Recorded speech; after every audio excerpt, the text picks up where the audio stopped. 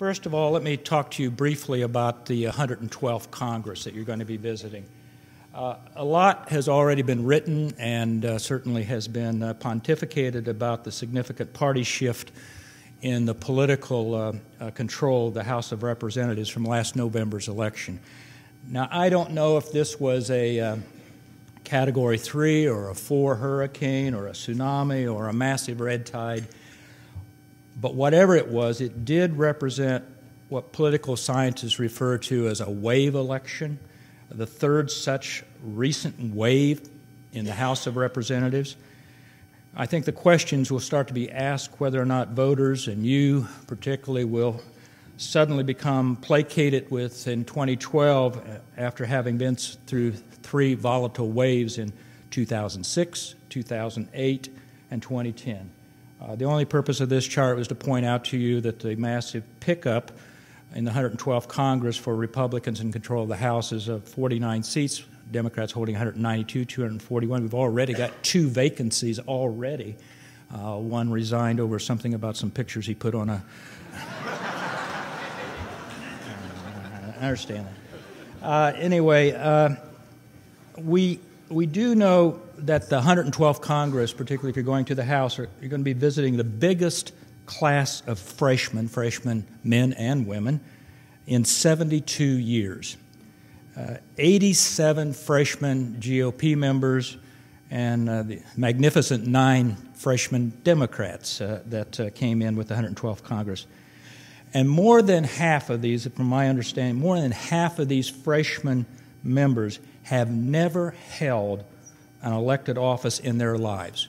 Dog catcher, city commissioner, school board member, nothing. And we know that the last time the majority party lost this many seats back in 1938, when Democrats lost 72 seats during the Depression years in the middle of Roosevelt's midterm election. There is only one point here I want to make quickly in the interest of time dealing with this Congress compared to my many years on the Hill as a staff person. And it was something that came out here just recently in the a very carefully studied report from the National Journal entitled Pulling Apart. Ratings show that the last Congress, the 111th Congress, was the most polarized Congress at any time that the National Journal had since it had conducted its surveys for the last 3 decades.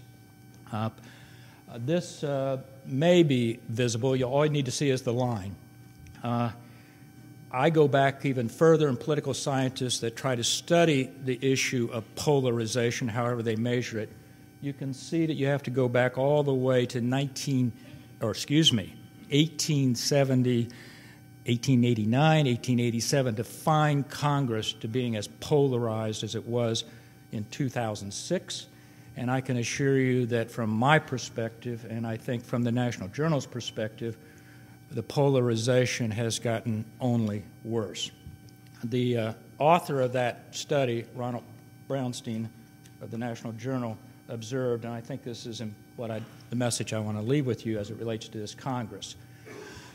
He says, throughout congressional history, the most respected legislators, from Henry Clay and Stephen Douglas to Lyndon Johnson to Bob Dole and Ted Kennedy, have been those who, through the force of personality or intellect, have been able to assemble coalitions and forge compromises that would not have coalesced without them.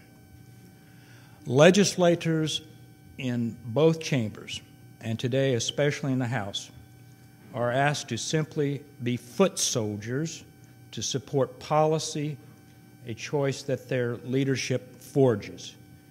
It appears that the collar on the front of the jersey is more important than the name on the back of the jersey. I think in many ways the Congress that you're going to be meeting with today operates more as a top-down parliamentary style institution.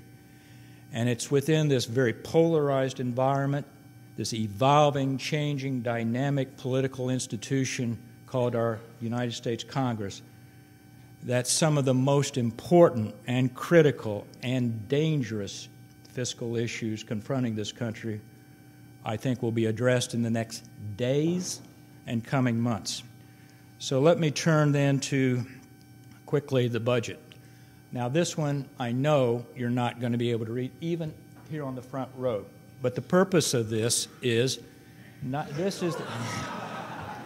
the purpose of this is not so much to educate, but to scare you about the budget appropriation process in Congress. To be brutally frank with you, many years ago, Senator Domenici became a fan of biennial budgeting and appropriating. This we go through every year. And we thought that maybe if we put a chart together like this, we could scare the members into realizing what they had to go through, and maybe they would want to change their system to a 2-year system as opposed to doing this every annually. The problem with it is, of course, as many of you realize, is that that may fly in the United States Senate, where you only face the electorate every 6 years. In the United States House of Representatives, where you face the electorate every 2 years, they want the bite at the apple every 2 years, and you're not going to get this kind of process changed by annual budgeting through the House of Representatives. Nonetheless, that's the process. Well, that process had failed last year, and we were unable to adopt a budget. As you'll hear, the President and I was just listening this a few minutes ago before I came here to Mr. Daley, Chief of Staff, on Face the Nation this morning, and pointing out that Congress is about over halfway through its year as a businessman. We don't even have a budget yet, and that's what this is all about. But I should be fair about this. We have failed. This isn't the first time, but we've failed to enact a budget 5 times since the beginning of the history of the Budget Act, which was 1974, which brought me to this, put me on this merry-go-round. But 4 of those 5 failures have happened in the last 8 years, and it just so happens it always occurs on an even-numbered year for some reason or not. Now, the fact that we did not get a budget this year has forced us, and so many people keep getting, there's many factors going on, lots of things are going to come to pass here in confluence. But the first point is, as many of you know as retirees and federal workers know, the first thing is we just got to finish funding the government for this fiscal year, 2011, and that's what the debate is all about on Capitol Hill in terms of the continuing resolution. We have now, just last Friday, of course, the President signed the 6th continuing resolution that runs out on March the 18th. And the big debate here is what happens on March the 18th. Do we fund for the rest of the fiscal year? So this, I will say, I have a son who is works for the BLM in Taos, New Mexico, as a wildland firefighter to his mother's chagrin. And he asked me if we're going to shut down government. I told him not to worry about this last weekend, but I would be very cognizant of coming up on the 18th, because this is going to get a lot more difficult, and low-hanging fruit has already been plucked, if you like, for how we're going to handle this. And not to go into a lot of detail here, since most of you know this, but if you look at this, the issue, you keep hearing the issue, $100 billion, and the President's come halfway or not halfway, I don't know.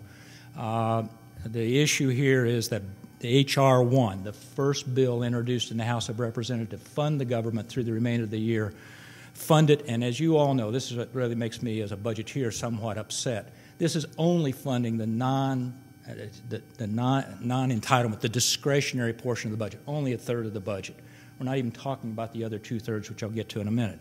But H.R. 1, $1,028 billion, and that's what the House members want. The President had requested $1,128 billion. That's the $100 billion difference. And that is the fight that's going on as to whether or not you'll be able to resolve that difference here in 2 weeks. To be honest with you, I remain somewhat skeptical. But it's not so much for the number, whether it's $100 billion or $50 billion.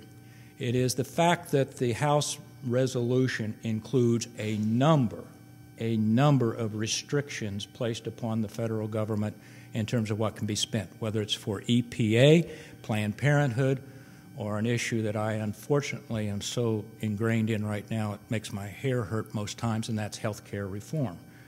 And there are restrictions in this H.R. 1. So we might be able to resolve the number difference. Whether we can resolve the policy difference in 2 weeks is a real question in my mind. And if that wasn't bad enough, sometime here between probably tax filing day, which this year, remember everybody, it's April 18th, not April the 15th this year, between April 18th and the 1st of June, we will hit that wonderful piece of legislation called the statutory debt limit, the total amount that we can have out borrowing at any one time.